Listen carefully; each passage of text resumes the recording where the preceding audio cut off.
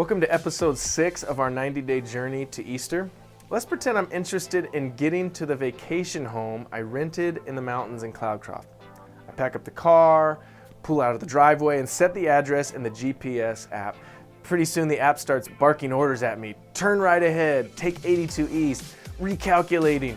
What do I do with all of these directions is of paramount importance. It'd be easy for me to see the app as bossy or its direction as restricted of my journey.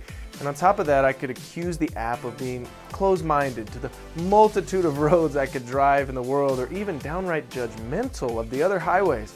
And in a huff, I might be tempted to shut it off and just drive, with no regard to direction. What a wonderful freedom it would be.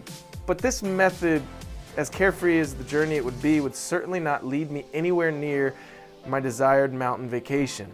In our 90-day journey, we've seen a great example of the challenge God's people had with the law and their religious construct of the temple days. You see, early on, God gave the law to establish a standard of holy living for His people, but at the same time to show that we could never meet that standard on our own. In short, the law did its job. In our little vacation driving analogy, the Jews would time and time again end up shutting off God's instructions and doing it their own way. This is why Jesus came, to fulfill requirements for the law for His people, and then to be the final sacrifice to pay for their violations. Still, as much as the people struggled to keep God's law, many struggled even more to move away from it when Jesus came to introduce something greater, a greater faith, a greater understanding of who He was, a greater way of life.